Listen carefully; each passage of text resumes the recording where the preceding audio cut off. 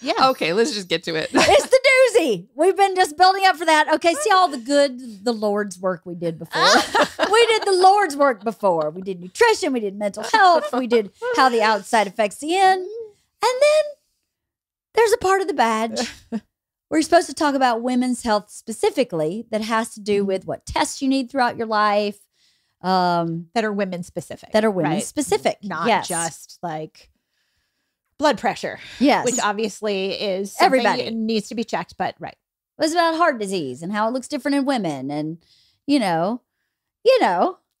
women's stuff. So the three of us ran this meeting with a group of girls. The three of us being the three experts. The We three didn't experts, have right? an expert come in, which probably in hindsight was a bad idea. No, it was not a bad idea. It was amazing. Because just to be clear, we were not standing up there as doctors. We stood up there with a chart that you can print up from any health website. Yes. I think it was from CDC or something like something. that. And it was just literally a chart of at what ages women should have different tests. And so we just went through it. Yeah. But, some of those tests involve a speculum.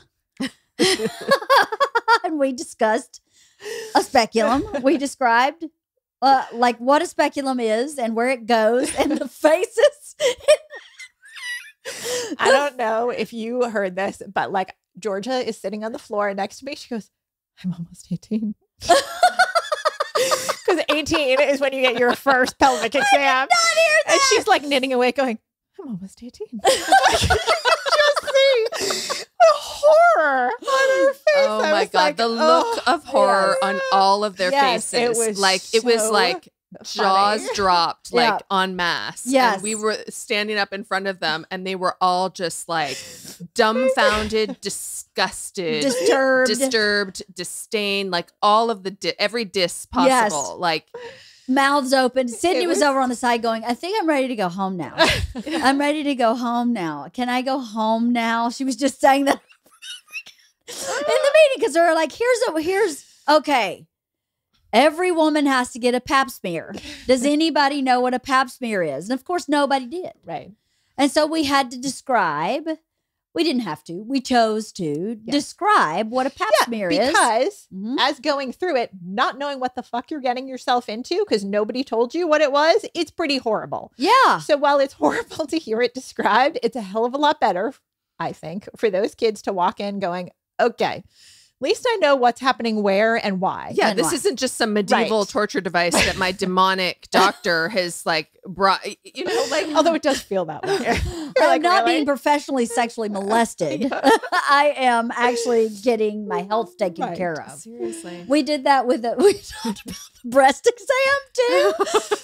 And described the breast exam. I mean, the face. I wish we could have recorded their faces. Of course, we could have shown no one except the three of us. Right. And but I would love their to have parents, seen it. parents would have loved to have seen the look of horror. And then when we described like, oh, well, just wait till you have to have a mammogram. And they were like, what? I mean,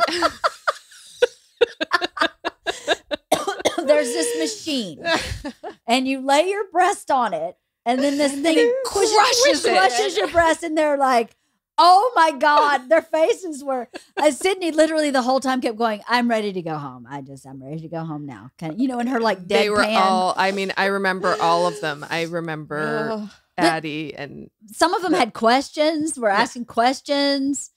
And oh my God, the conversation about yeast.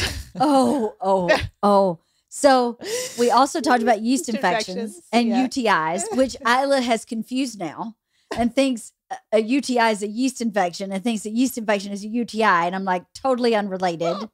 Two completely different holes, actually. So you're really confused. But the yeast infection, yes. We were trying to make it funny. Or I was trying to make it funny. Yes. I think you were too. We were trying to have some levity. Yes. Yes. We did not. Well, we were trying to just say, look, guys, like Vivian was horrified when I said, listen, every woman every girl and woman that you know has to go through these things. So it's like you're not alone. Because when we were younger, we all had the experience of feeling like, wait a minute, they're supposed to do that? Like, are they supposed to be touching my boobs like during this doctor's appointment? What's going on? Yeah. And we just wanted to like lay it all out there and say, these are things that are normal and that everyone in your life, your teachers, your Girl Scout leaders, your all this. And Vivian afterwards was like, you know, I really could have done without visualizing every woman in my life. That's